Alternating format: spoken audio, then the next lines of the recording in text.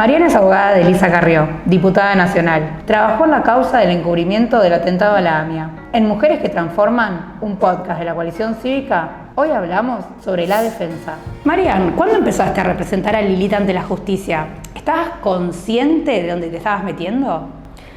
Bueno, hace muchos años, no voy a decir cuánto, pero se puede sacar el cálculo, 2006, yo apenas tenía 30 años, así que la conciencia era bastante relativa, es una edad en que en general uno está, se come el mundo, ¿no? Porque tiene la juventud y la madurez suficiente y se anima a todos los desafíos que le plantea la vida, al menos me ocurrió eso a mí, me pareció maravilloso y lo más desafiante que había tenido hasta ese momento, así que ahí me presenté como su abogada, la conocí brevemente y bueno, ya tuve enseguida un gran desafío que fue el primer juicio oral en la que la tuve que representar, conociéndola muy poquito. A partir de ahí es que entablé ya más una relación personal con ella.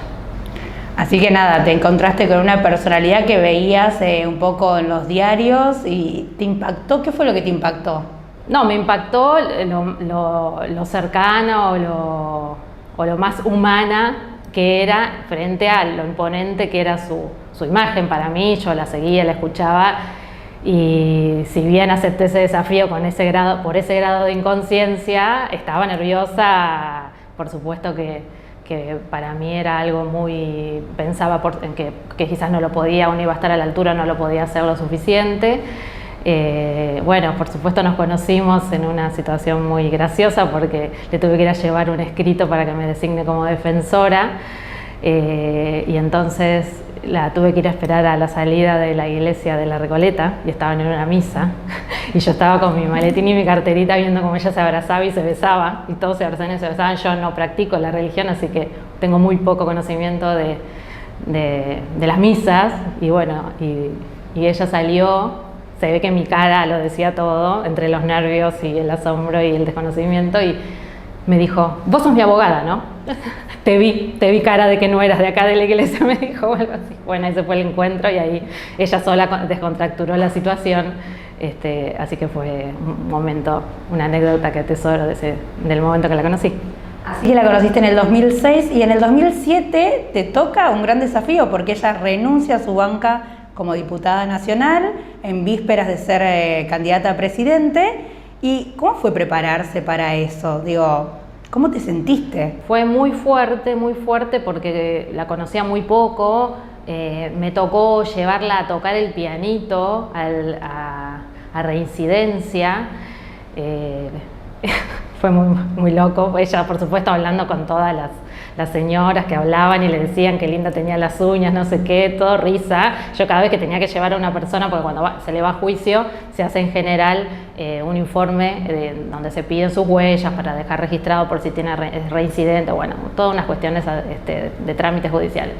Y ese era el momento más estresante que a mí me había tocado vivir con distintos representados, porque aparte ibas abajo del Palacio de Justicia, en el subsuelo, te pasan los presos, o es todo un drama, o sea, había que contener mucho, una situación de mucha contención, y ella estaba lo más pancha, riéndose, haciendo chistes, y me le hicieron esperar un montón porque la tuvieron que sacar 2 veces la huella porque se le borra, ella tiene medio borrada, no sé qué, o difícil, o no sé, o transpiraba, pues en ese momento todavía era con tinta, con lo cual le tuvieron que repetir. Yo sufría porque decía, le estoy haciendo perder 800.000 horas por esto, porque aparte no, y ella como nada, así que bueno, a partir de ahí, bueno, charlamos un montón y empezamos a conocernos, pero yo llegué a ese juicio con muy poca conocimiento y te diría confianza por parte de ella respecto a mí, y fue muy difícil porque fue televisado.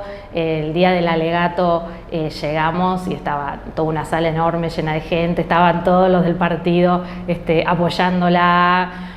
Bastante presión porque ella iba a ser, bueno, por supuesto, cuando yo le fui a decir la fecha del juicio, tomó la decisión de afrontarlo sin fueros. Ella iba a ser candidata a presidenta, renunció a su banca, para uno de los motivos para justamente sentarse en el banquillo de los acusados como cualquier ciudadano de pie, así que yo tenía doble presión. Ella había renunciado a su cargo, ella estaba siendo candidata a presidenta de la nación, bueno, en una elección, bueno, que sabemos todos que le fue muy bien, que le robaron los votos y demás. Bueno, después lo que siguió después fue otro tema, pero bueno, realmente era una presión enorme porque estaban todos pendientes del resultado de ese juicio, ¿no? Que bueno, por supuesto salió absuelta, fue muy emocionante. Ella, bueno, me acuerdo de haber estado alegando con ella y después sus palabras finales que quedaron para la historia.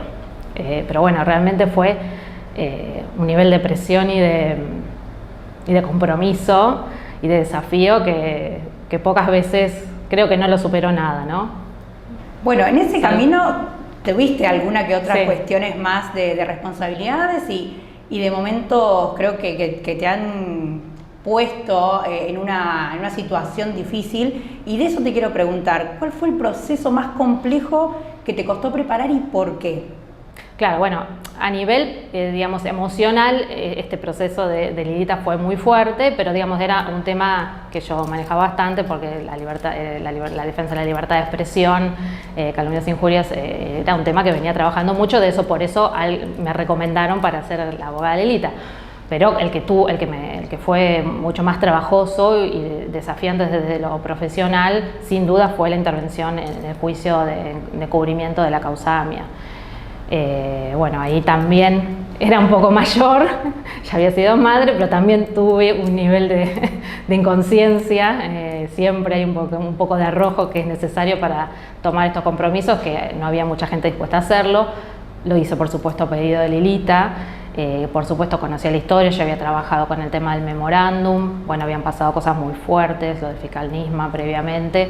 Era un tema que a mí particularmente siempre me había movilizado, porque ocurrió justo cuando yo empecé la facultad, cuando empecé a viajar desde mi localidad, desde el sur de Gran Buenos Aires a Capital, y ese día justo ocurrió. Bueno, tenía muchas cuestiones personales, pero más que nada, bueno, la responsabilidad, yo lo tomé como una responsabilidad histórica, ¿no? Ahí realmente estar a la altura era una responsabilidad histórica, a la altura profesional y a la altura moral, que exigía hacer un buen papel en un juicio de la trascendencia, como fue nada más y nada menos que juzgar a las personas que impidieron que hoy tengamos un juicio, una condena en la causa AMIA, con la determinación de los responsables materiales del atentado. Totalmente un camino entre lo público muy marcado y con muchas responsabilidades. Para esto te corro un poquito y te hago una última pregunta. ¿Tuviste algún punto de inflexión en tu vida? Y sobre eso, digo que algo ya venimos claramente charlando, ¿cuál fue el aprendizaje? Bueno, como todos, en lo personal fue post pandemia, me tuvo una situación personal y pública, digamos. Me separé, asumí mi cargo de diputada, estaba con un niño en mi casa haciendo las tareas por Zoom. Bueno, fueron un año y medio muy fuerte en todo sentido, pero bueno, yo siempre para adelante, siempre pudiendo todo, siempre omnipotente. Y cuando más o menos en agosto se empieza a enfermar mi papá, en septiembre, cuando uno ya estaba diciendo, bueno, ahora salimos, ahora volvemos a la normalidad y qué sé yo, le declaran un cáncer terminal a mi papá. Y me tocó acompañarlo en el proceso. Yo siempre había tenido muchos mambos con la muerte, pero me di cuenta que el problema no era con la muerte, sino con esa instancia, ¿no? De cómo transitas la despedida de la vida. Había tenido una experiencia con mi tío, el hermano de mi papá, que yo como sobrina traté de acompañarlo, visitándolo y dándole la mano. A mi papá me tocó asistirlo en un montón de cosas más, lo vi sufrir, fue muy duro. Y por supuesto, de eso uno tiene aprendizaje, no solo en la obligación que tienen los padres de cuidarse y de hacer las cosas bien para que los hijos no sufran por errores nuestros, sino la importancia de vivir, de no postergar, de vivir la vida día a día, de proyectar, pero de encontrarse en el día y de tratar de disfrutar incluso estos momentos que uno sabe que son cortos, como por ejemplo festejar su cumpleaños en una clínica antes de una operación. O sea, todo eso me marcó muchísimo y por supuesto me ata mucho a todo el tema desde mi tarea como diputada, a todo el tema del sufrimiento de los pacientes que a veces con el tema de las adicciones, mi papá falleció por un cáncer de garganta por fumar, y esto de que se puso, está muy en boca de todos señalar que el que es fumador, que es adicto, que es obeso es porque no tiene voluntad. Y yo lo viví con él las veces que intentó dejarlo y no pudo. Y es otra la ayuda que le tenemos que prestar. Entonces empaticé mucho con los temas de las adicciones y el difícil camino de los familiares para acompañar a su familiar, a sus seres queridos que están transitando estos momentos.